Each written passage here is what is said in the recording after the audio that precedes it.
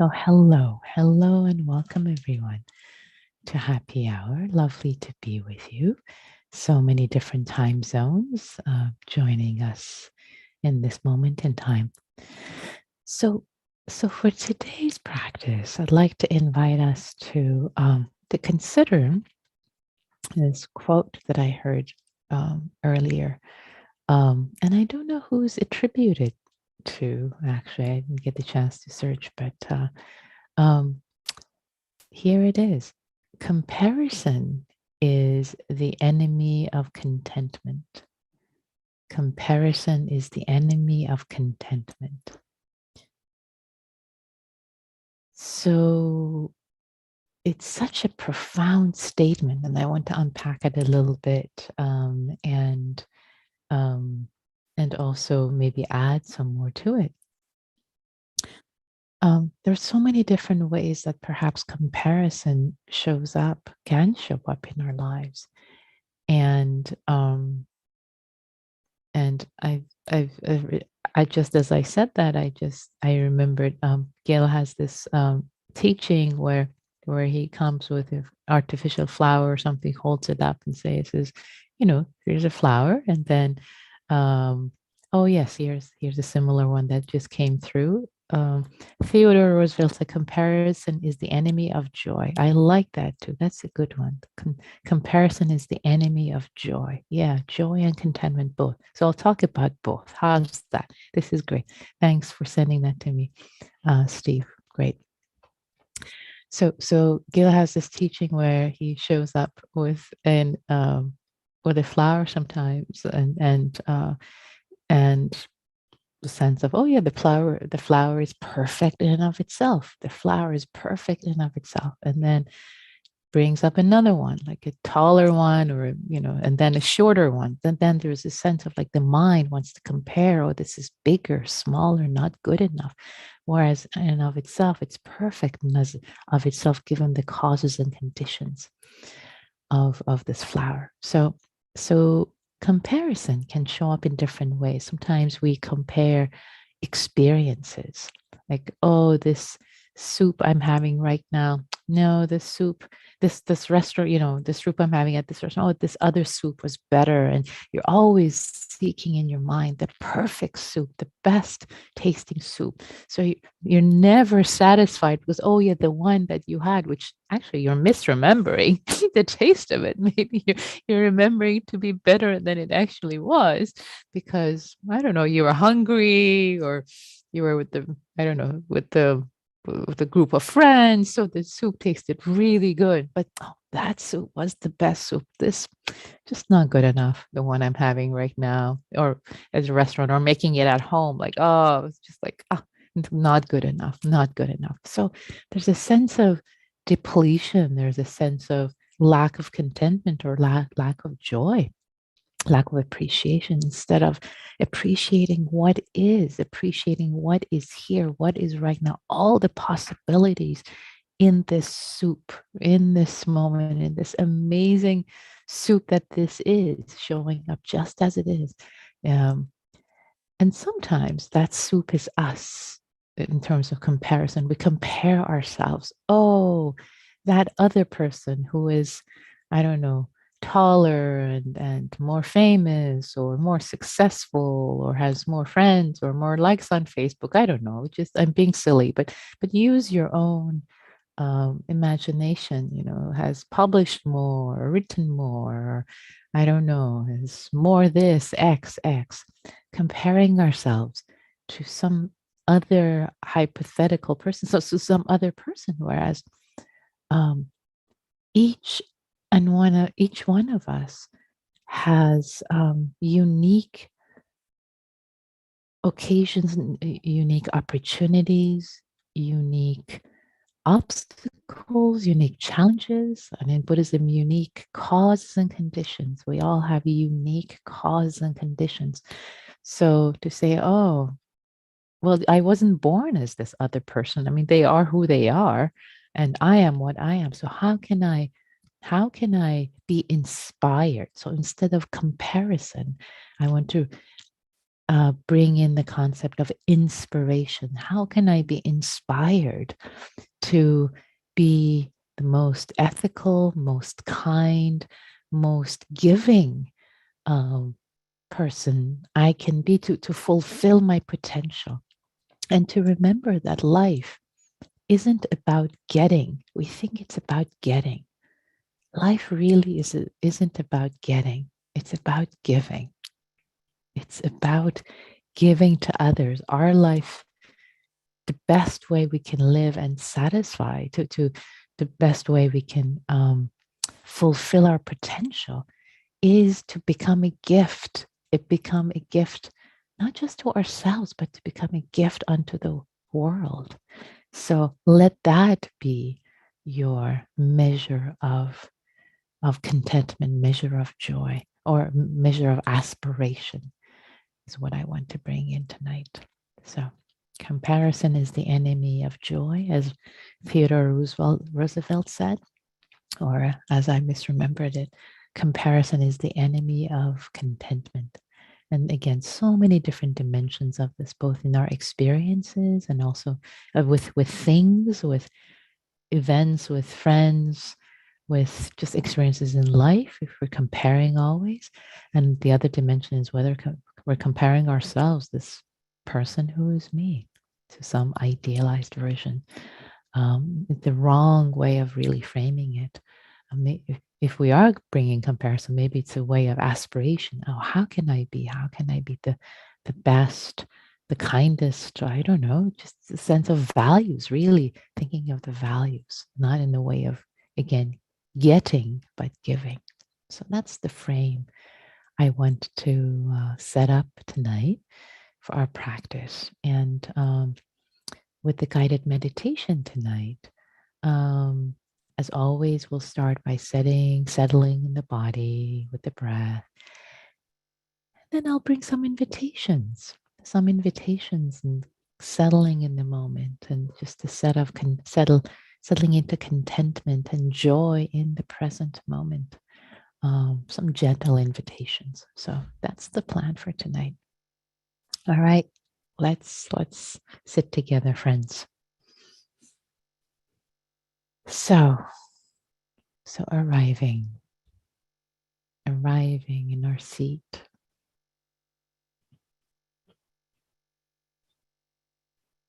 Arriving here in this moment in time, in this moment that has never been and will never be like this, experienced through this mind, through this heart of ours, unique mind and heart.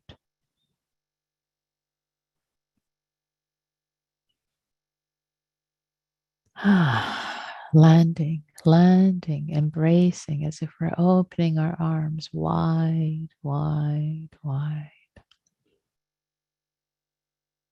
Opening the arms of our hearts wide, wide, wide.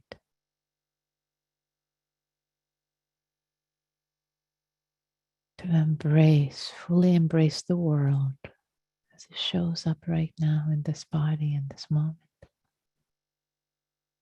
This, just this. Not comparing, just relishing.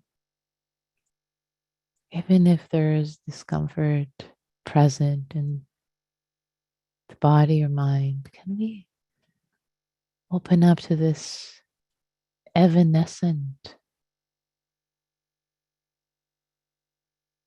impermanent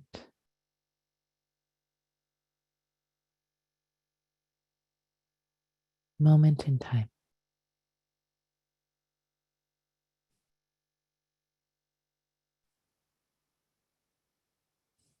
And then letting the body relax, letting the body land. Release, release here.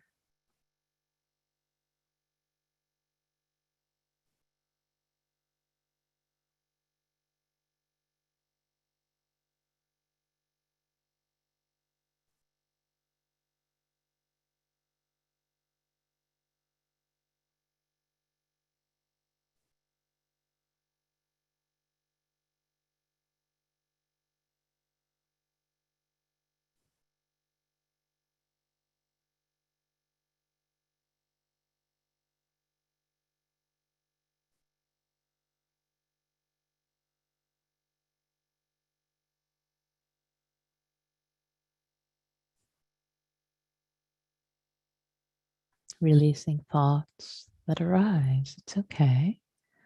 Thoughts will arise. Smilingly releasing them in this moment. Just returning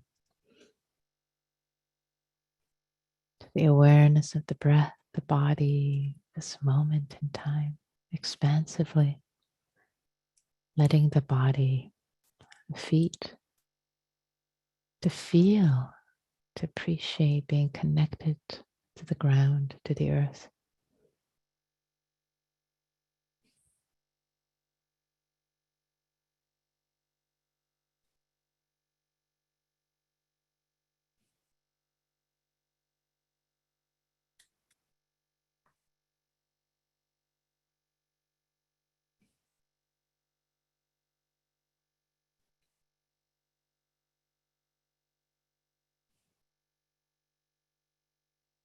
Just this breath, not comparing this breath to the previous one or vying for the next one, just this breath, this perfection of this breath right here.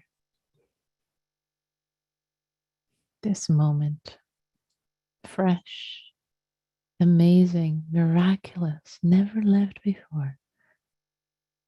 Such an awe to even have awareness, to be alive. So amazing just to be alive, have consciousness of this breath, these sensations.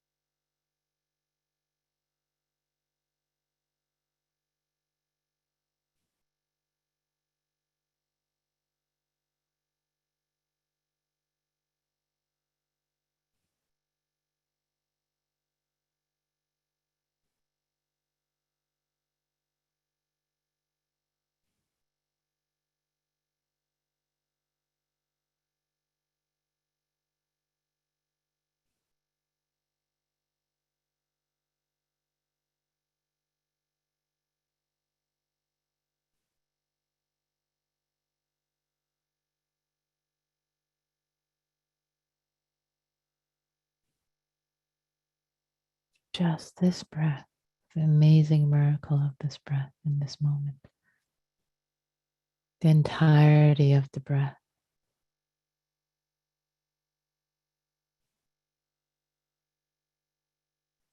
Breathed in, breathed out.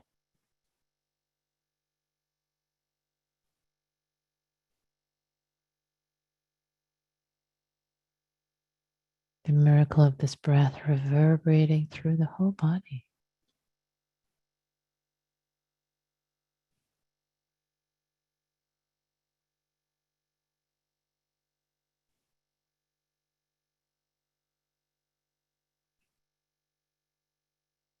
Softening, relaxing. Every out breath, every in breath, enlightening, enlivening, enlivening. Bringing more energy in and more lightness.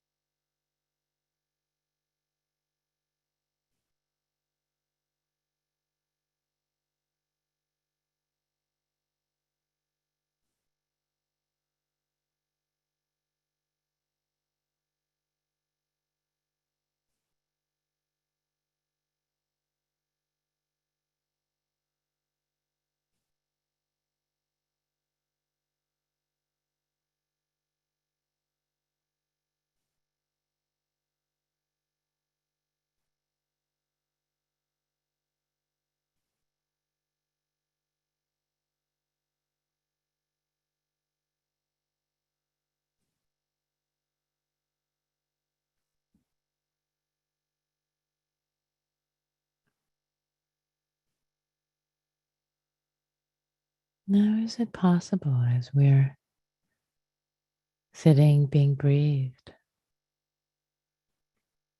to open up to gentle appreciation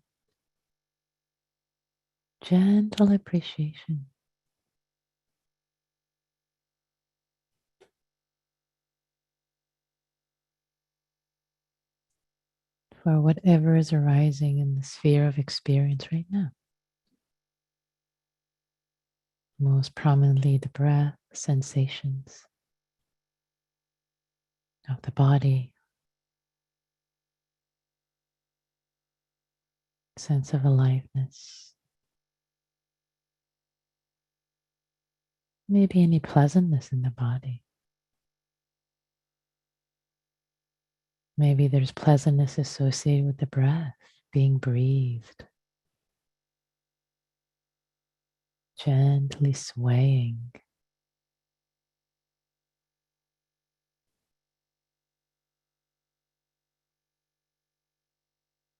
Maybe the mind realizes, wow, this moment is actually pretty good.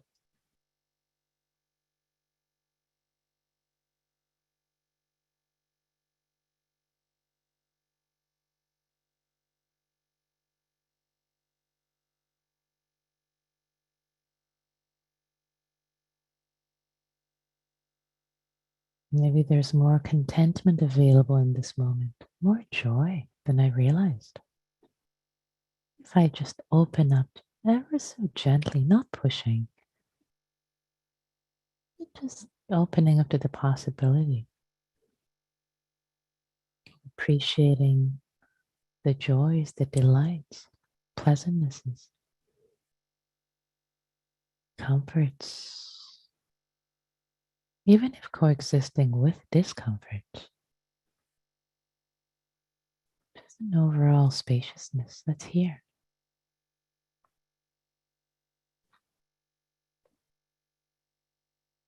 The mind here, not in the past or future, just here.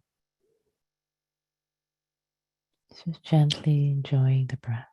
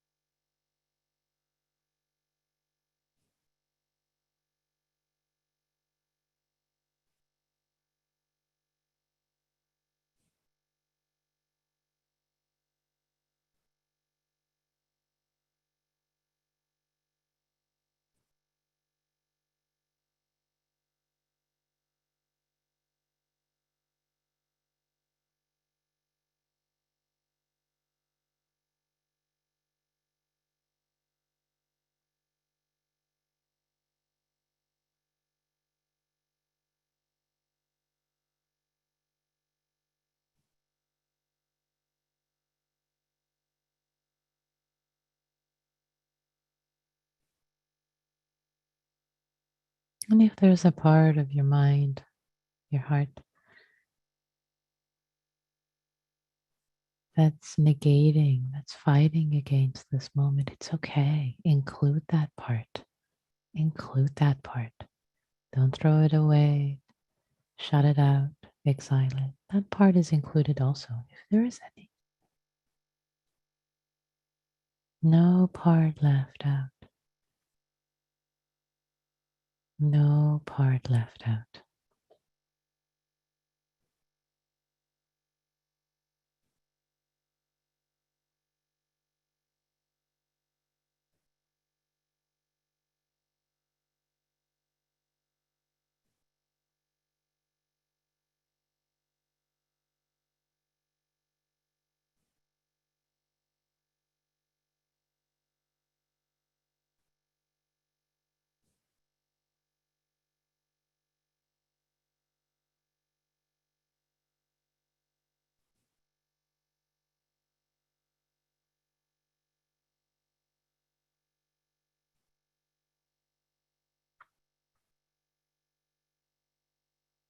And as we expand, opening up to appreciation in this moment, whatever is arising, pleasant or unpleasant included,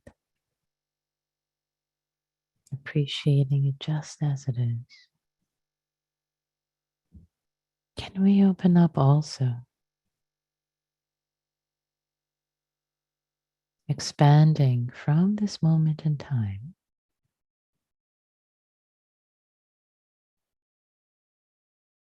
expanding temporarily, not with our thoughts, not thinking, but the possibility of all the causes and conditions that have brought us to this moment in our lives. So many of them gifts, good fortune. We consider in our earthly terms, some of them challenges, all of which uniquely, all these occasions, so many that perhaps are neutral, just the zeitgeist we were born in, parents, upbringing, culture,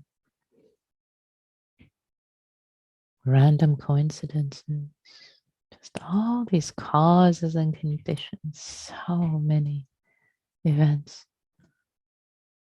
that have made this unique being that is me possible in this moment. Product of so many causes and conditions.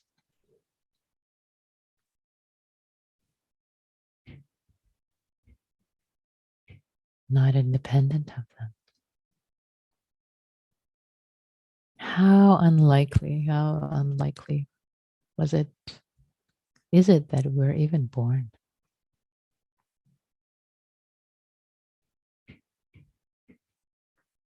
That this being who is us should even be here?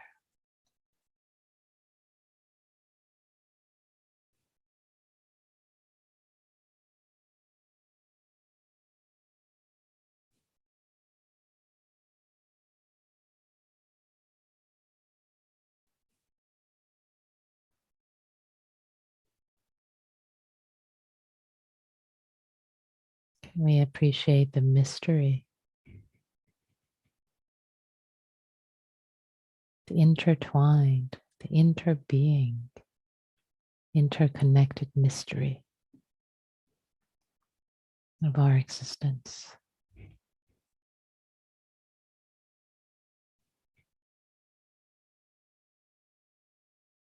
And let there not be a comparison with other amazing mysteries of existences, other beings with their causes and conditions. Appreciating them. Wow, all these miracles, all these points of light. And this is mine, this light of mine. How can I be the brightest I can be? Not comparing to others, but aspiring to shine brightly for the sake of myself and the sake of others, to give my light, my warmth, my goodness. And this brief flash of lightning that is my life on the cosmic scale.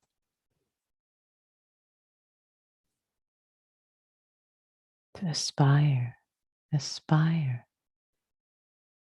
not compare, but aspire to shine brightly according to whatever my values,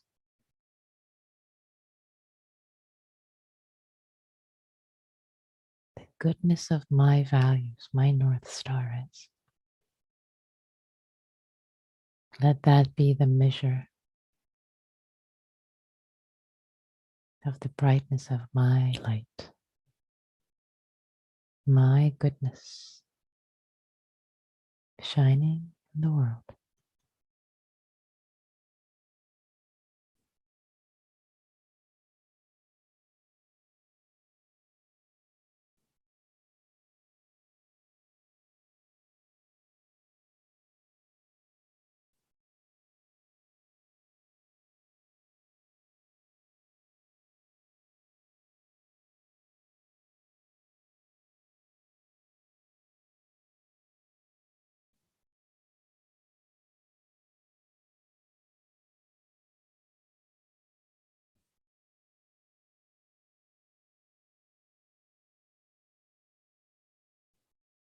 Just being embodied, not thinking, just being embodied, letting yourself be breathed,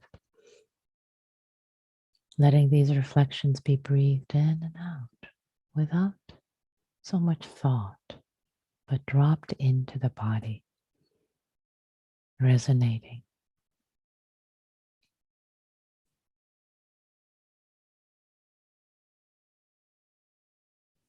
Maybe only a residue remains, just being breathed.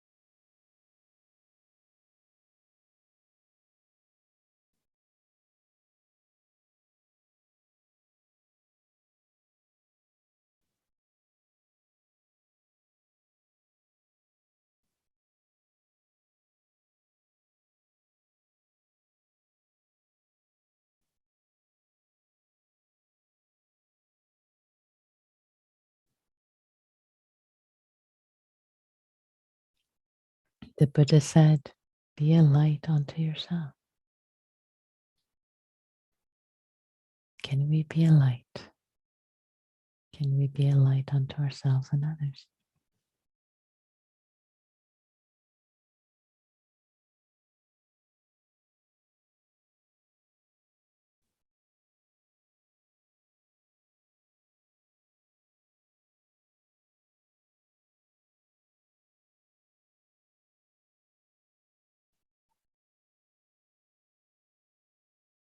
Making measure of giving. Making giving the measure of our success, not getting. Shining our light of goodness.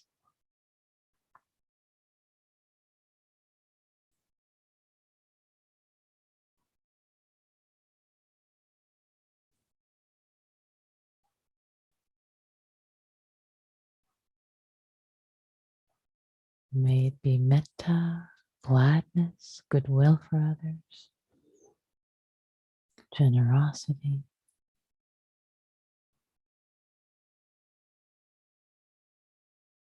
kindness,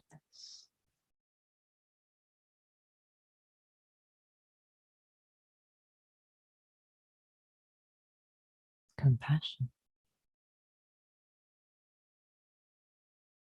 gladness, joy, letting our joy shine brightly for the sake of ourselves and the world.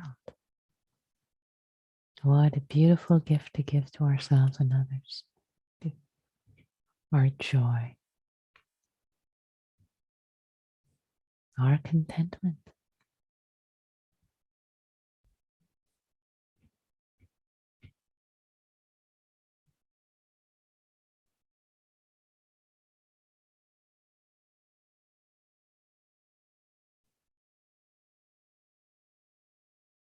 And for the last moments of this practice period,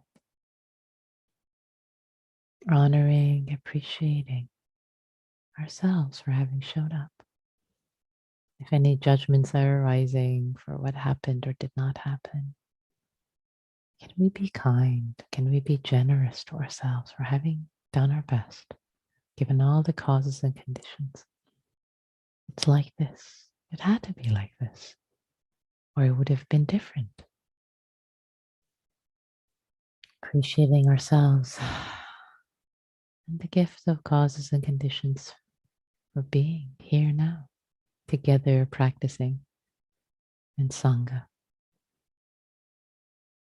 and offering the light of our goodness to all beings everywhere. May all beings everywhere, including ourselves, be safe, be happy, have health and ease. May all beings be free.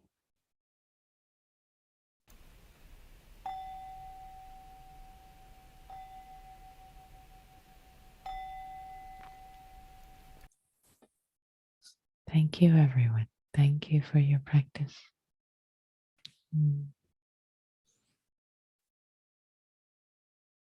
So we have some time for any reflections that might have come up, any questions, comments, aha moments, complaints. It's all welcome.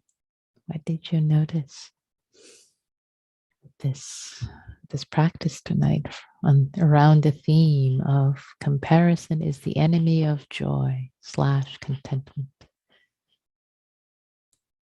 both internally and externally? Radha, please.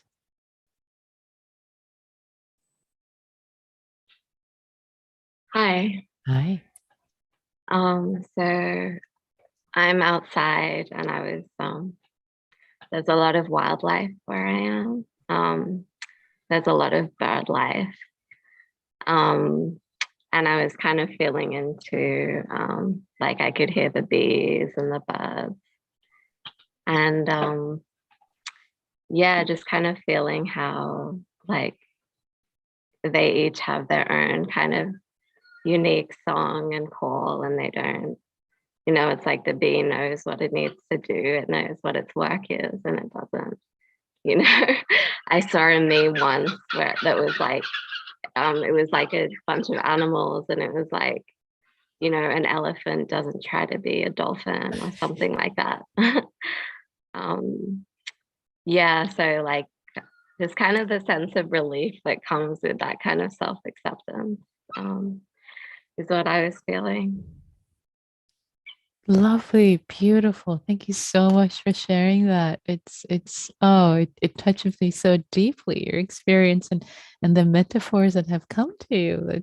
What did you say? An elephant doesn't try to be I forget the animals yours, but one animal doesn't try to be another, an elephant doesn't try to be a bird. It's just that radical self-acceptance. Absolutely. And appreciating the bird you are or the frog you are or whatever lovely or the puppy it's so that radical sex self-acceptance of yeah, beautiful. Thank you, Radha. Lovely, lovely. Thank you. Lovely. Yeah, Claire, please. Thank you. I think, well, there are two things. Claire, there's a lot of noise in the background. Huh, that's strange. Um, or is I'm not hearing it because I've got a headset on. Yeah, maybe if I take the headset off, does that help? Yeah, there's a lot of echo. Yeah, it's better. I can't hear you, of course, but that's okay. That's why I wear the headset. But anyway, the two things that came to mind, first of all, and I'm sure you know this, but not everybody may. I happen to love, like a lot of church music. What's going on? Are you hearing another voice? Yeah. I don't have anything else going on here. It's so weird. Yeah. Anyway, I'm going to shut down and come back in. Okay. I don't know what's going on. Okay. All right. Thanks, Claire. Yeah. So, any other reflections? Any other before we go to groups and practice together? You can also type in chat. If you type only to me, I won't read your name, so it will be private. Just read your reflection. If you type it to everyone, I'll read your name and your reflection. Yeah, such beautiful reflection so far. Love that. Yeah, beautiful. Here's another one. After a particularly mindless incident yesterday, mortifying and very upsetting, the idea that given causes and conditions it could not have been otherwise is soothing. It's difficult to accept such a self if one doesn't feel deserving of it, but I'm working on that as well. Yeah, thank you for that reflection. Yeah, yeah, yeah. So many causes and conditions, and it's such a combination, right? It's and this is I think the beauty of this, the dependent origination, which is one way to see the causes and conditions. Actually, cause and conditions is the superset of dependent origination teaching, which is so many cause and conditions coming together, giving rise, um, and accepting that if things could have been different, they would have been. It just brings freedom. And of course, one of those, and usually actually people ask at this time, well, so how about volition? Well, yes, volition is one of those causes and conditions that we put in place, and we make it more likely that we behave more mindfully or more kindly. It's all of those are set into place. It's not like everything is on our shoulders. I will behave this way. It's all causes and conditions.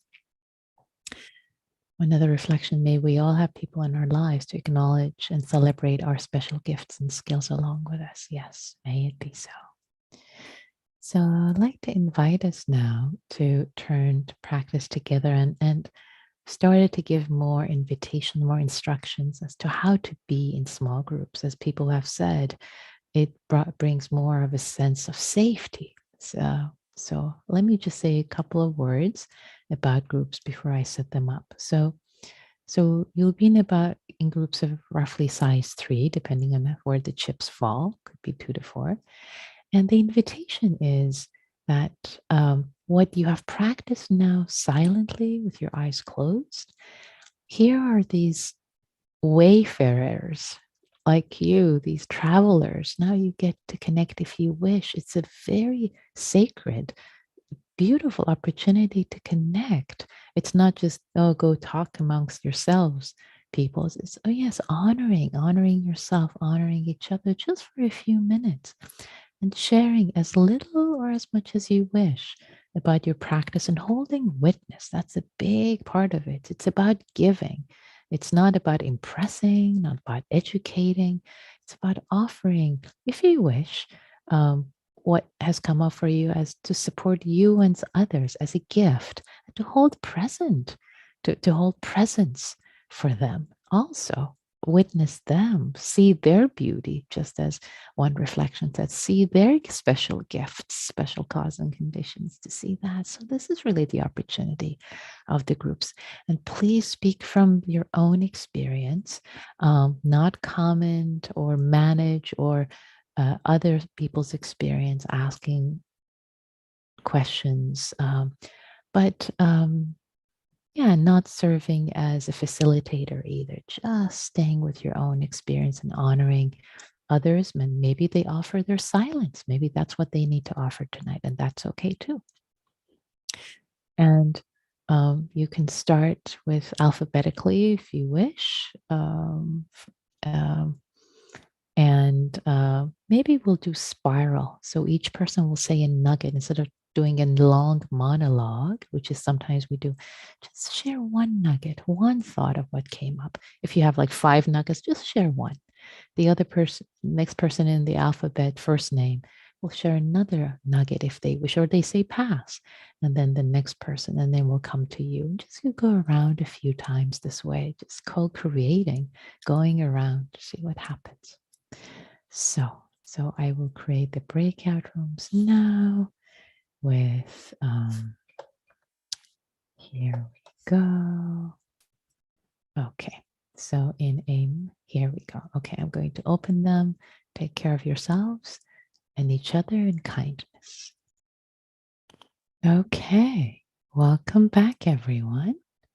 The rooms are closed. Everybody's back. We've got just a couple of minutes for any reflections. I see 2 hands just shot up. Okay, Richard, what's up?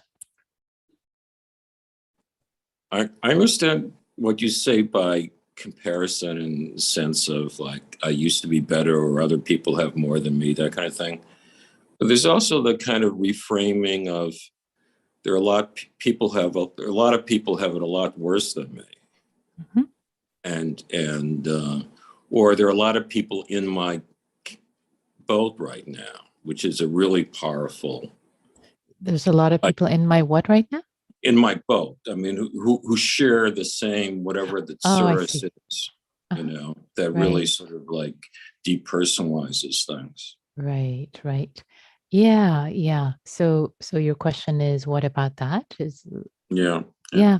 So it really depends. It depends how the spirit in which that is taken. Because sometimes if we just get into the comparison game, if we go like, oh gosh, like wow, lucky me, I'm not them, right? Sometimes it can be pity, sometimes it can be like not very helpful. You just don't go there. But what you're saying is slightly different, a sense of common humanity. Oh, kind of opening the heart. So I'm not quite sure if that's comparison. It's just a little bit of appreciating the challenges that other people have. So maybe that's how I would put it a little bit. Yeah. Thanks, Richard. Excellent question. Neil, please. So how do you like enjoy physical pain, right? Which, yeah. Right. I mean, be grateful for the current moment if it is dominated by physical pain. Yeah. That's a very good question. So I think the crux of it is this. It's the dominated or perceiving it to be dominated. I think pain can sometimes limit our minds, and having had plenty of pain can limit our mind to think that that's the only thing there is, that the experience is dominated by pain. So, what I'm inviting you, and I was inviting you gently to open up to, and a little bit here, this again, this meditation didn't quite focus on it primarily, but that there is so much more present. The pain can be here also, but there could be so much more present. So appreciating the panoply of everything there is. So that's what I'm going to invite you when there is pain present in the body, back pain, like intense pain. See if there's more spaciousness around it that can hold it all, so that the mind doesn't get tight around just that. That's my invitation for you to explore, Neil. Thank you. Thank you. And this is our last. Oh, I think we're out of time. Okay, quick. If you can make this quick. Just curious about how to work things out with comparison minds. Because I think that I'm just like so many comparison mind about, instead of appreciating the process of where I am at in this time, and I'm just comparing the other person. Oh, he will be here and here and here. It just makes me suffer. Yeah. So it's good that you see that comparison is making you suffer. And the question is like, how do I work with it? And I think part of what I've shared all evening, or not all evening, but this hour is about ways to just not go there. Bring the mind back. And if your mind is really used to comparison, getting into that game, it's going to be like mindfulness, like, come back, sweetie, come back, mind, just don't go there, sweetie. Consider the perspective of cause and condition. So it just has to be reoriented until it becomes the proclivity of your mind. So not even in a meditation, just in real life also. In real life, exactly. But yeah, exactly. Yeah. Okay. Yeah. Perfect. Thank you. Thank you. Thank you. So, dear all, thank you so much for your practice, for cultivating your heart, your mind, for your own sake and the sake of all beings everywhere. May all beings be well. May all beings be free.